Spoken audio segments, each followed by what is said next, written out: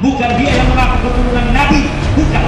Kalian bisa lebih mulia dari siapapun manusia di atas dunia ini kalau kalian punya ilmu dan punya. Jangan tundukkan kepala kalian kepada siapapun tanpa dia punya takwa, tanpa dia punya ilmu.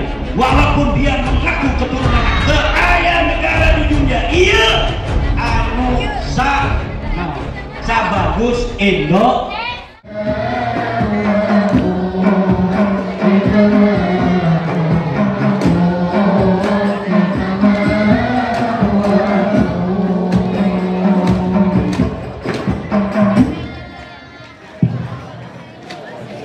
Assalamualaikum warahmatullahi wabarakatuh.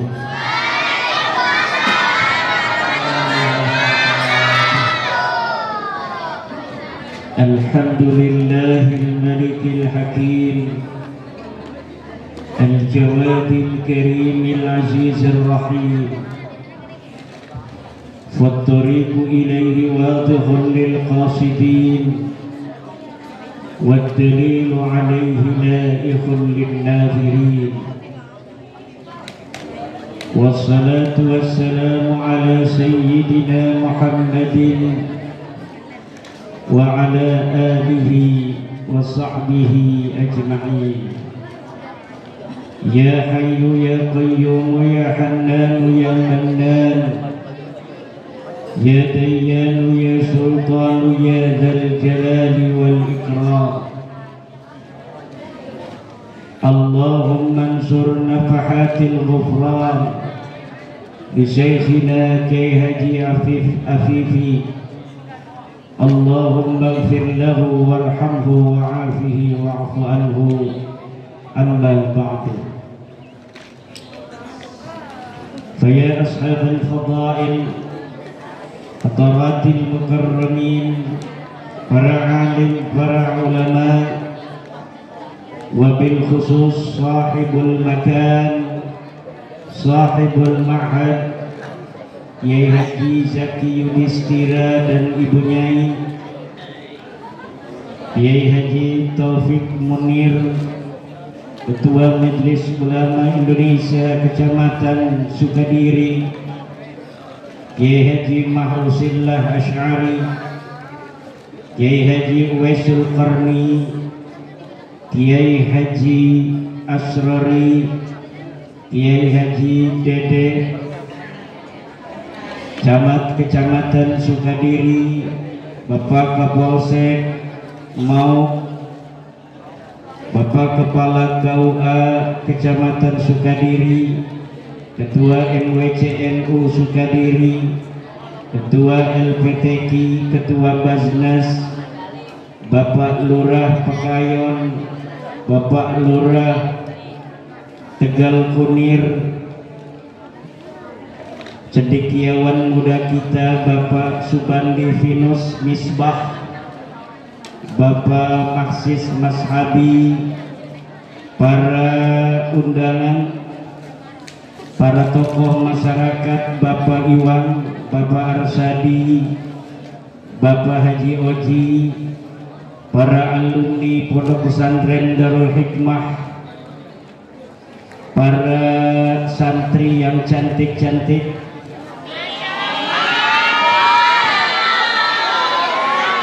para santri yang ganteng-ganteng,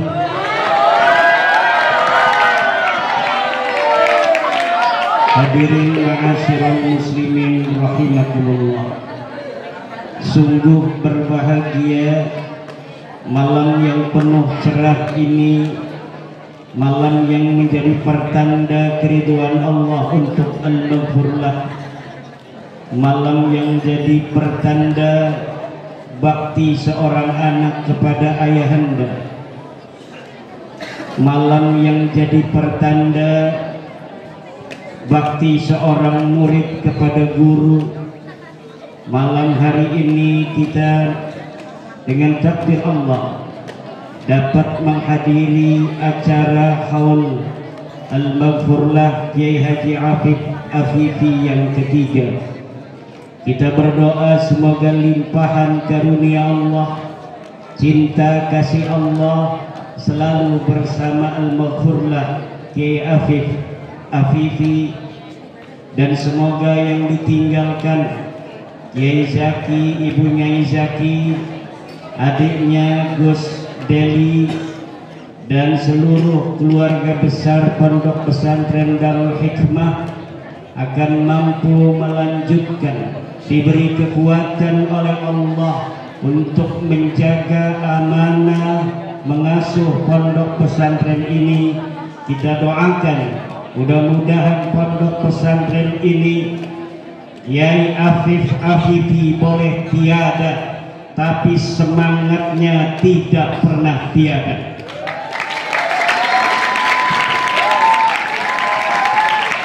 Kiai Afifi boleh mati, tapi doanya untuk kita semua tidak akan pernah mati.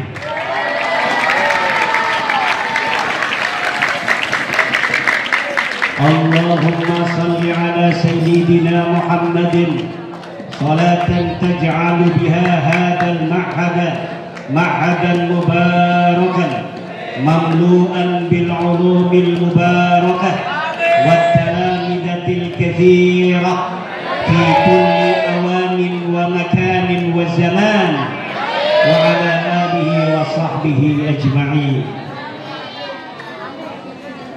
Amin ya rabbal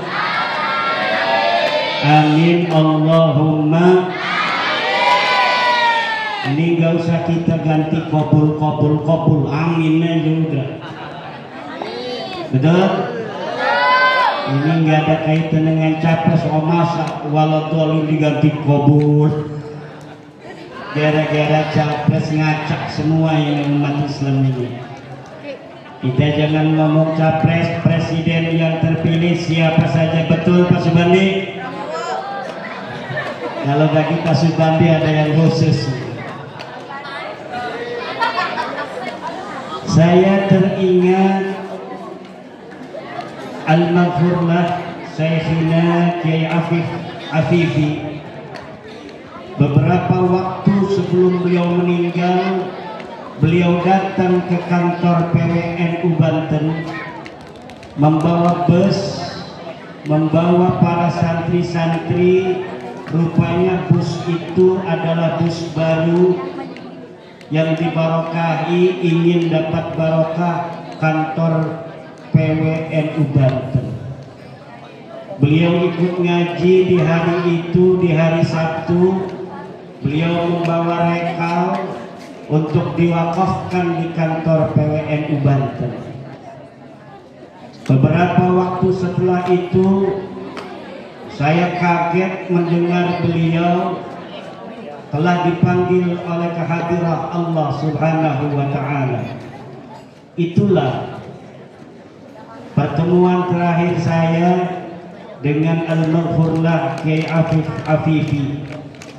Rupanya menurut saya, tafsiran saya, beliau sudah merasa Allah memberikan perasaan bahwa beliau sebentar lagi akan kembali kepada yang mencintainya Allah Subhanahu wa Ta'ala, dan beliau ingin mewasiatkan kepada anak-anaknya, kepada santri-santri seniornya yang dibawa ketika itu, bahwa wahai anak-anakku, wahai para santri-santriku, jangan jauh-jauh dari Nahdlatul Ulama.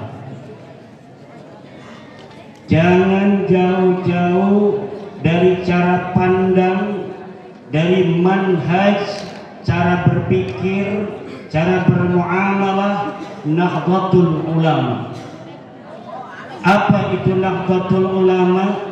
Cara pandang keagamaan tawassutiyah, cara pandang keagamaan moderat yang diwariskan oleh para wali songo Jailan Anjailin dari mulai abad ke-15, diturunkan kepada murid-muridnya, kemudian diturunkan kepada muridnya, sampai kita hari ini yang ada di Pondok Pesantren Darul Hikmah. Nahdlatul Ulama di dalam tauhid akidah, memegang akidah Ahlus Sunnah wal Jamaah ala tariqati Abil Hasan al-Ash'ari wa Abu Mansur al-Maturidi. Di dalam fikih mengikuti madhab yang empat, yaitu madhab Imam Abi Hanifah, madhab Imam Malik, madhab Imam Syafi'i, dan madhab Imam Ahmad bin Hanbal. Di dalam tasawuf mengikuti manhaj Imam Junaid al-Baghdadi dan manhaj Imam al-Ghazali. Inilah Nahdlatul Ulama yang Kiai Afif Afifi sebelum meninggal secara isyarat berwasiat kepada kita semua, jangan jauh-jauh dari Nahdlatul Ulama. Kenapa Nahdlatul Ulama di Indonesia yang hari ini mencapai 56% dari seluruh umat Islam di Indonesia, disurvei oleh Al-Fara Riset bahwa 56% umat Islam di Indonesia mengaku dirinya adalah Nahdlatul Ulama. Kalau kita melihat 230 juta penduduk Indonesia yang muslim, maka 56% ini adalah sudah sekitar 130 juta muslim di Indonesia mengaku dirinya adalah bermanhaj Nahdlatul Ulama. Idza utliqa Ahlus Sunnati wal Jamaah wal muradu bihi al-Asy'ariyah wal Maturidiyah. Kata Imam Al-Baihaqi, apabila diitlaqkan kalimat Ahlus Sunnah wal Jamaah, maka yang dimaksud dengan akidah Ahlus Sunnah wal Jamaah adalah dia yang berdiri tegak di dalam ajaran-ajaran Imam Asy'ari dan Imam Al-Maturidi. Dan Nahdlatul Ulama di dalam akidah mengambil Ahlus Sunnah Imam Abil Hasan al-Ash'ari dan Imam Abi Mansur al-Maturidi. Kenapa harus dua? Karena para ulama-ulama kita kadang-kadang dalam akidah mengambil dari Ash'ari, kadang-kadang pula mengambil dari Maturidi, dan tidak keluar dari cara pandang Al-Quran Al-Hadis di dalam masalah tauhid terhadap tafsiran dan pemahaman yang dipahami oleh dua singa Ahlus Sunnah wal Jamaah ini. Walaupun ada perbedaan dalam beberapa masalah antara Imam Asy'ari dan Imam Al-Maturidi, misalnya dalam bab qada dan qadar, Imam Abu Mansur Al-Maturidi berbeda dengan Imam Asy'ari. Kata Imam Abu Mansur Al-Maturidi, tulisan Allah akan takdir-takdir nasib manusia yang dicatat di Lauhil Mahfuz itu namanya qadar. Ketika direalisasikan di dalam takdir, itu namanya adalah qada. Itu menurut Abu Mansur Al-Maturidi. Sedangkan menurut Imam Asy'ari sebaliknya, tulisan seluruh nasib manusia yang ada di Lauhil Mahfuz itu disebut dengan qada. Ketika diimplementasikan, direalisasikan, itu namanya qadar. Manakah umat Islam Indonesia dari dua istilah itu yang diambil?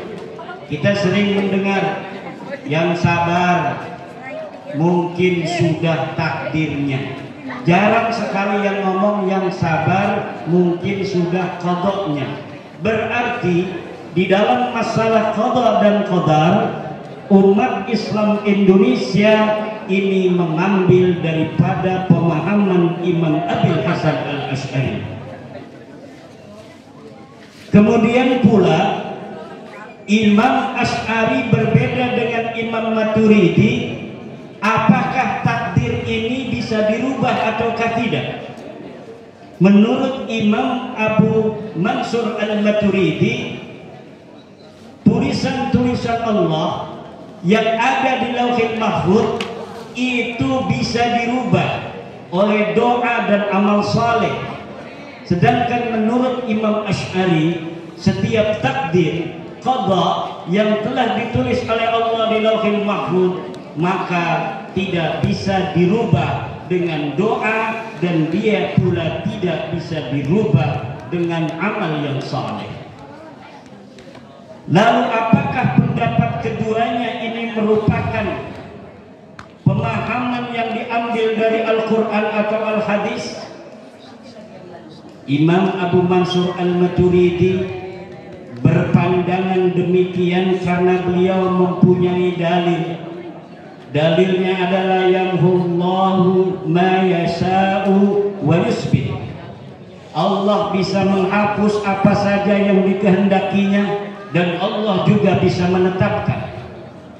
Lalu apakah Imam Abul Hasan Al-Asy'ari yang mengatakan bahwa takdir tidak bisa dirubah dengan doa, takdir tidak bisa dirubah dengan amal soleh, dia punya dalil seperti Imam Abu Mansur Al-Maturidi?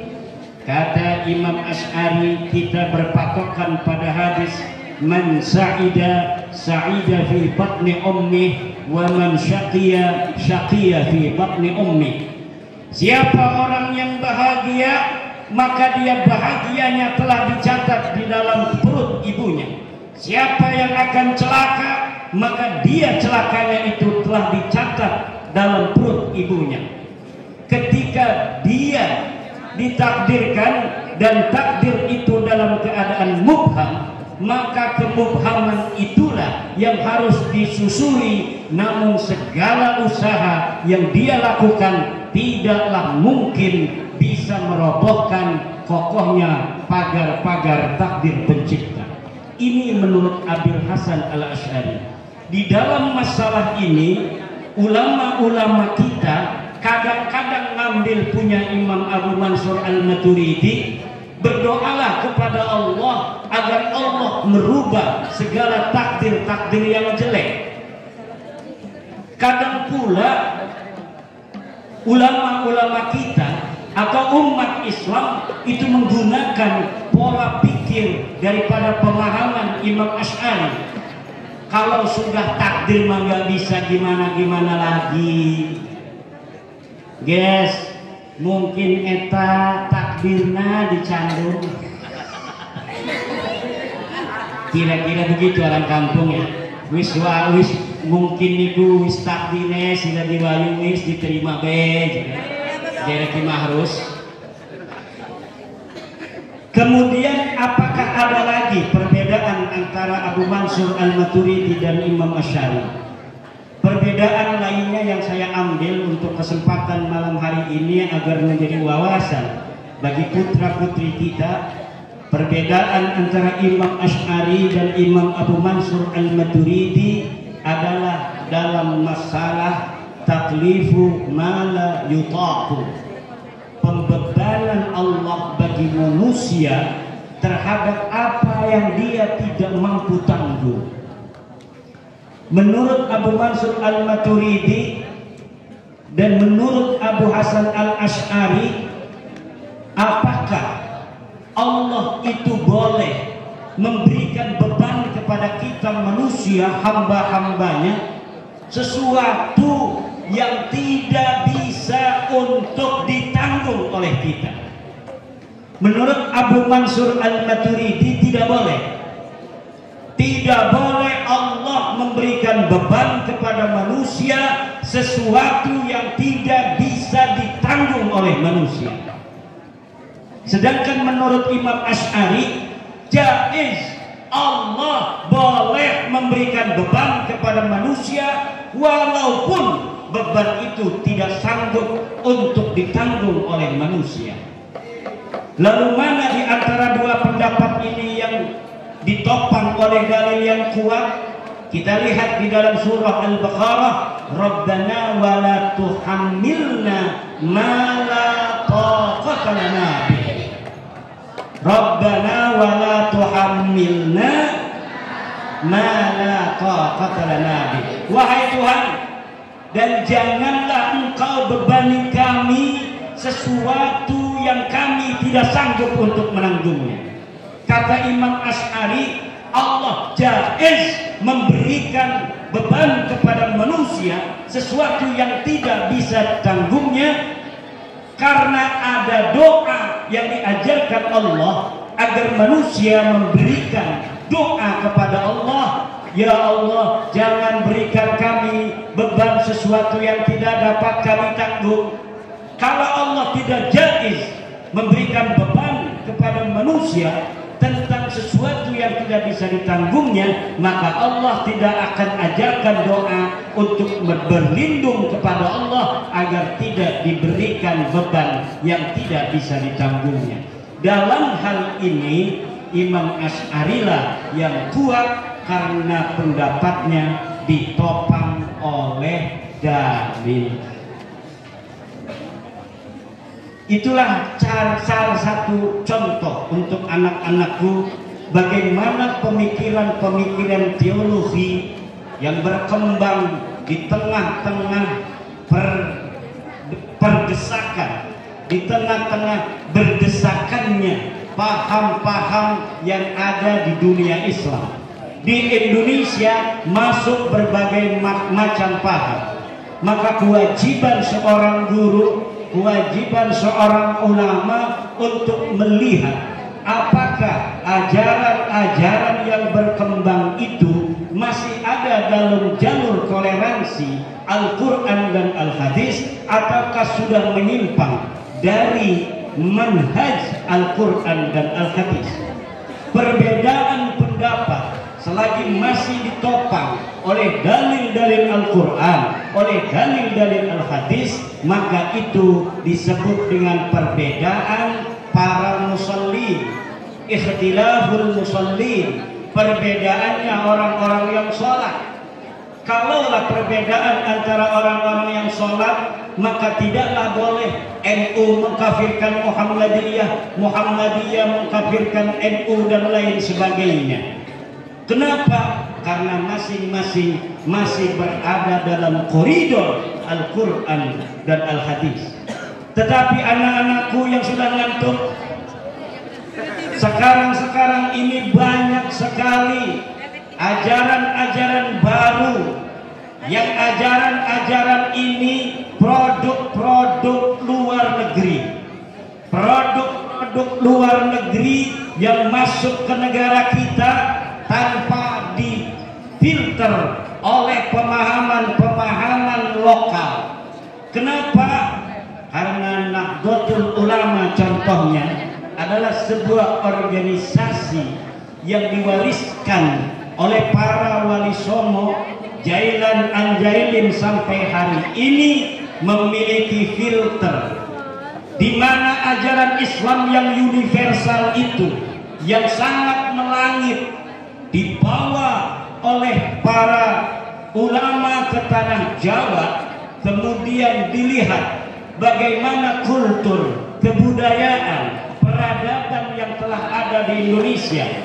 Ketika Islam yang universal ini dibawa, maka Islam yang dibawa oleh Wali Songo ini tidaklah begitu memaksa kebudayaan yang ada di Indonesia ini hilang dan bergeser, digantikan oleh Islam universal dan kebudayaan Arab.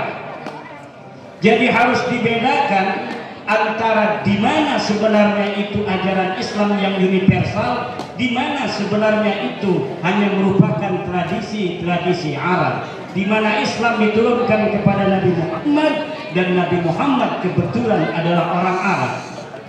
Ketika Islam yang universal ini Allah Subhanahu wa taala perintahkan kepada Nabi Muhammad untuk sholat dan sholat harus menutup aurat, maka yang ajaran Islam universalnya adalah sholat. Ajaran Islam universalnya adalah menutup aurat.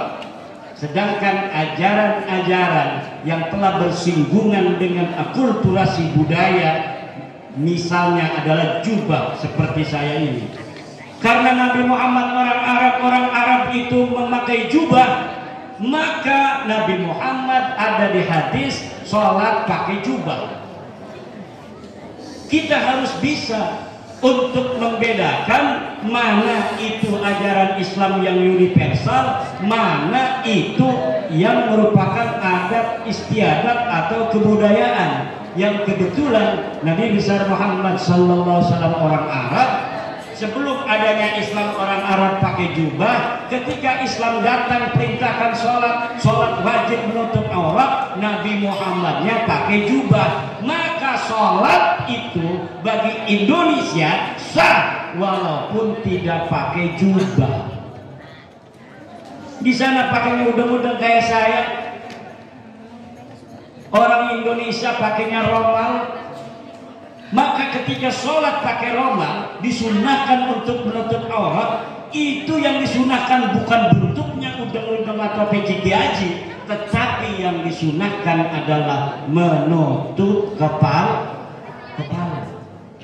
Mau dia pecinya hitam, mau kayak tim kru yang pakai peci putih, kapan ini datangnya dari Mekah, nggak tahu, berangkatnya datangnya.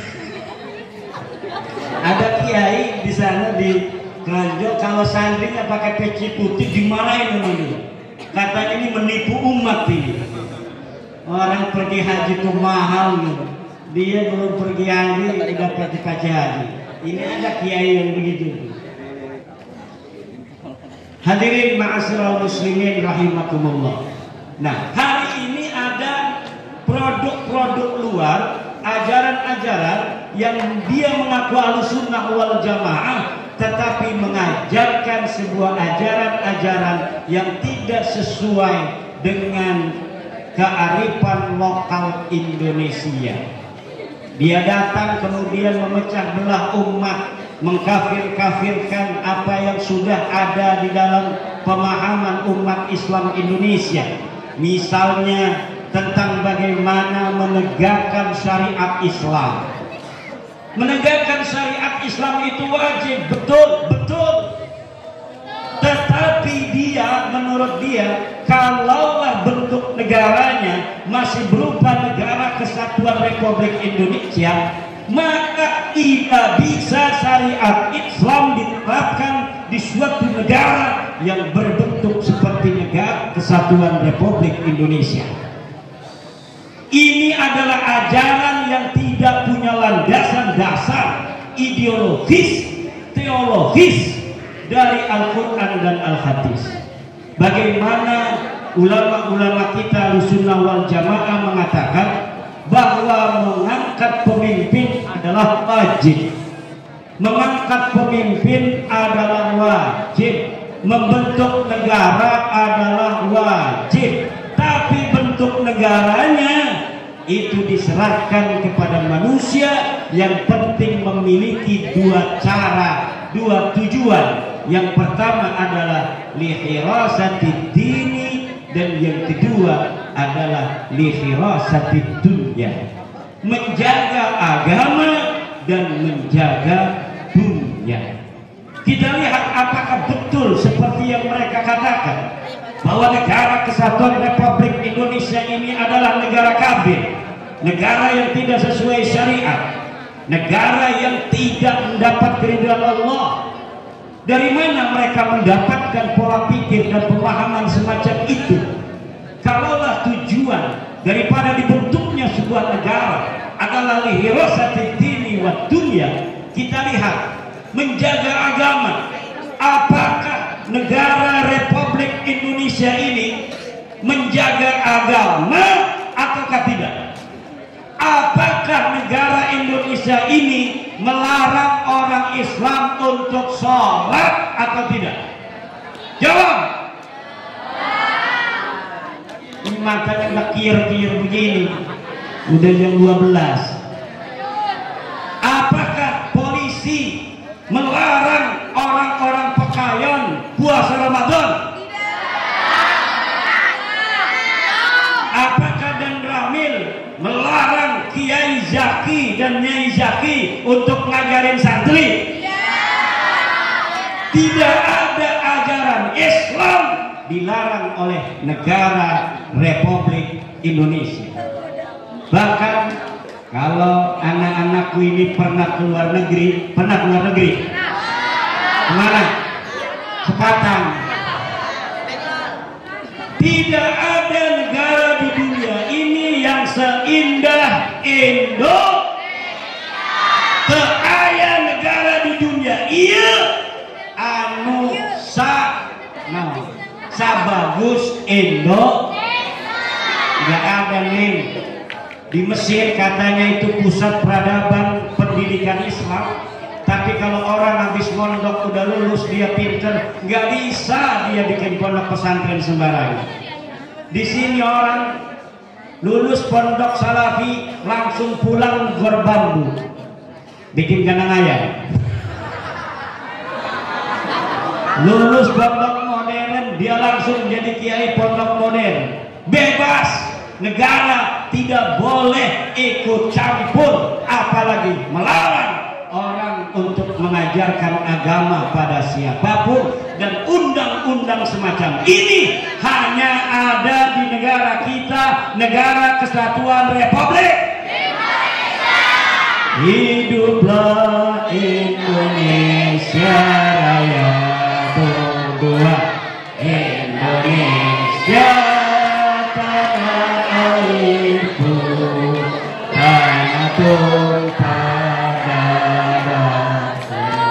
Yang keras.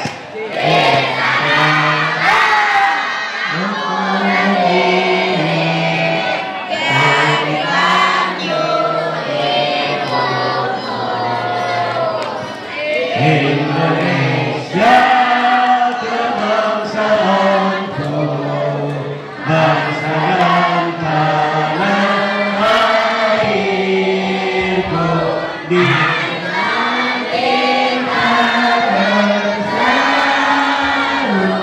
Indonesia bersatu,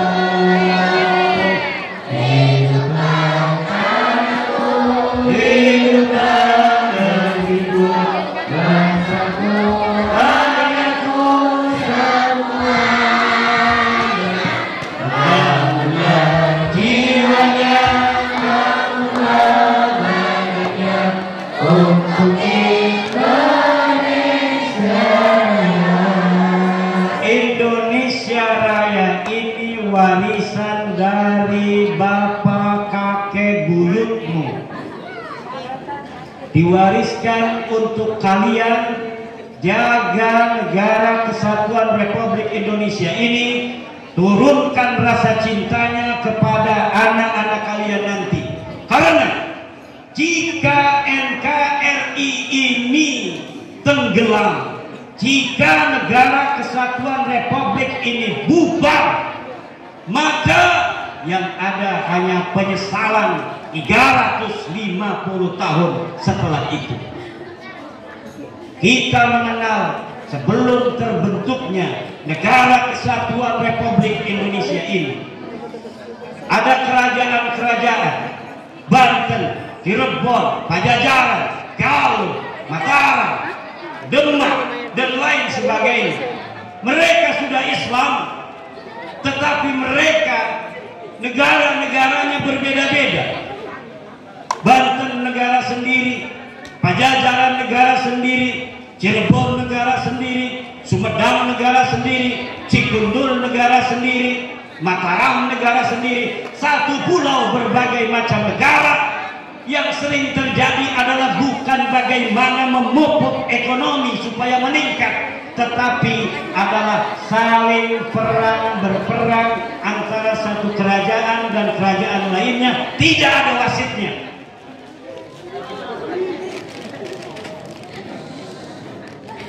Dan lagi kalau kalian baca sejarah, Banten saja, negara Islam, sultannya wali-wali Allah, makannya kadang-kadang 15 hari sekali. Kenapa? Karena pada zuhud dan pada wara. Dapat bertahan hanya beberapa generasi zuhud dan wara, tapi kemudian ketika seorang sultan ini yang zuhud dan wara meninggal, anak-anaknya saling berperang untuk merebutkan. Dia ingin jadi raja. Siapa yang kuat, dia bisa jadi raja. Belum lagi dari luar datang para pengadu domba. Si Belanda bule datang ngadu domba antara anak dan bapaknya. Ini sultan punya putra mahkotanya kemudian dirayu oleh Belanda. Akhirnya anak ingin cepat-cepat jadi raja, bapaknya dibunuh. Inilah yang terjadi kalau sistem kerajaan. Ketika sistemnya adalah sistem Negara Kesatuan Republik Indonesia. Ini kita sudah 70 tahun lebih damai, aman, tentrem. Amin ya Rabbal. Makanya nilai-nilai kebangsaan ini harus terus ditanamkan oleh kita kepada anak-anak kita, kepada santri-santri kita, karena apabila kita tidak belajar dari sejarah, kemudian kita terayu oleh para orang-orang yang berpikiran sempit bahwa Islam harus mempunyai negara Islam, umat Islam harus negaranya negara Islam. Akhirnya yang terjadi seperti di Afghanistan, tidak bisa ke pasar, tidak bisa ngajar, tidak bisa ngaji, tidak bisa ke pabrik, tidak bisa ke kantor, ngawas madrasah aja susah nanti tuh Pak Jiwang. Kalau negara kita perang, maka tolong kita sama-sama menjaga Negara Kesatuan Republik Indonesia ini. Pilihan capres berbeda boleh. Ini hanya sebuah rutinan 5 tahun sekali. Kita ngedukung capres A, yang jadi capres B, biarin aja capres B jadi. Nanti 5 tahun kalau dia nggak baik, jangan kita pilih lagi. Apalagi kalau kita menang, alhamdulillah. Pak Subandi seneng kalau capresnya menang. Dan bonus dia sama tim sukses kok, nggak bagi-bagi sama kiai-kiai. Mudah-mudahan yang terpilih ini, karena sudah malam, kita tidak banyak-banyak memberikan tausiah. Rasa senang kita bersama, mudah-mudahan mendapat berokah dari wasilah keikhlasan Yai Afif Afifi selama hidupnya berjuang demi santri. Kemudian beliau sekarang sudah tiada. Walaupun beliau tiada, wahai para alumni, di sini masih ada anaknya yang meneruskan perjuangan beliau, masih ada keluarganya, masih ada tanggung jawab Anda kepada pondok pesantren ini, tanggung jawab Anda pada adik-adik kalian ini. Kalau punya kesempatan, informasi ini alumni bahwa ada kesempatan untuk ke Jerman, ambil adik-adik kalian ini, bawa ke Jerman. Kalau ada ke Amerika, Pak Maksis, bawa ke Amerika ini anak-anak Darul Hikmah. Mau ngapain di sana, yang penting Amerika. Alhamdulillah. Wahai anak-anakku, idil fata hasba'ti qadihi rufi wa kullu man lam ya'taqid lam yartafi. Pemuda itu dengan ukuran keyakinan yang ada di dalam dirinya, maka dia akan terangkat derajatnya di sisi Allah. Siapa orang yang tidak punya keyakinan, maka dia tidak akan bermanfaat hidup di atas dunia ini. Kemampuan kalian dalam ilmu pengetahuan akan mengangkat derajat kalian. Yarfa'illahu ladzina amanu minkum walladzina utul ilma darajat. Dan ketakwaan kalianlah yang akan menjadikan kalian lebih mulia dari yang lainnya. Karena kemuliaan di dalam Al-Quran, kemuliaan menurut Islam adalah karena takwanya, bukan karena dia anak siapa, bukan karena keturunannya. Tidak ada seorang manusia yang dimuliakan oleh Allah hanya berdasarkan keturunannya. Kemuliaan Allah yang dilihat oleh Allah untuk kita adalah karena ketakwaannya. Inna akramakum indallahi atqakum. Sesungguhnya orang yang paling mulia di antara kalian adalah orang-orang yang paling bertakwa. Orang yang paling mulia bukan dia yang katanya keturunan raja, bukan dia yang katanya keturunan bupati, bukan dia yang keturunan kiai, bukan dia yang mengaku keturunan nabi, bukan. Kalian bisa lebih mulia dari siapapun manusia di atas dunia ini kalau kalian punya ilmu dan punya takwa. Jangan tundukkan kepala kalian kepada siapapun tanpa dia punya takwa, tanpa dia punya ilmu, walaupun dia mengaku keturunan nabi. Jangan cium tangan orang yang tidak pernah mengajarkan kebaikan padamu, tidak mengajarkan ngaji Quran, tidak mengajarkan mufradat, tidak mengajarkan insya, tidak mengajarkan mahfudzah, tidak mengajarkan mukhatabah, tidak mengajarkan kitab-kitab kuning. Dia yang ngajarin, itulah yang harus engkau hormati. Jangan hanya karena dia pakai jubah kayak saya, jangan karena dia pakai imamah kayak saya. Kalian tidak kenal ilmunya. Dia mengaku cucu Nabi di hadapan kalian. Kemudian kau tundukkan dirimu yang pintar, kau yang bisa bahasa Inggris, kau yang bisa bahasa Arab, kau yang bisa baca kitab, kepada orang bodoh yang hanya dia mengaku sebagai keturunan Nabi besar Muhammad sallallahu alaihi wasallam. Tidak ada di dalam ajaran Islam kewajiban seorang manusia untuk tunduk kepada manusia lainnya illa bitaqwallah, kecuali karena takwa kepada Allah.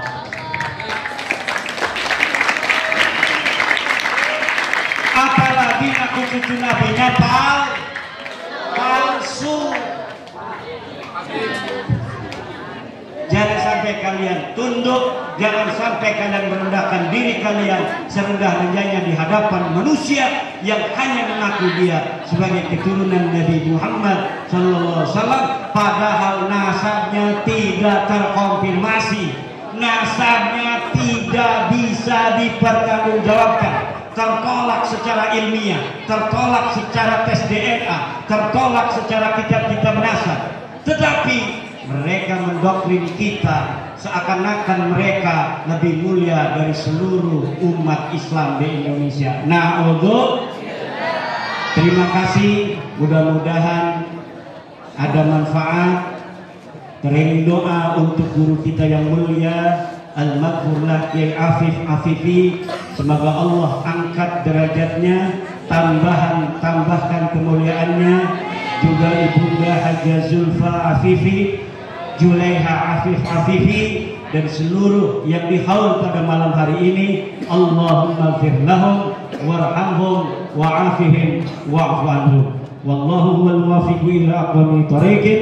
Wassalamualaikum warahmatullahi wabarakatuh.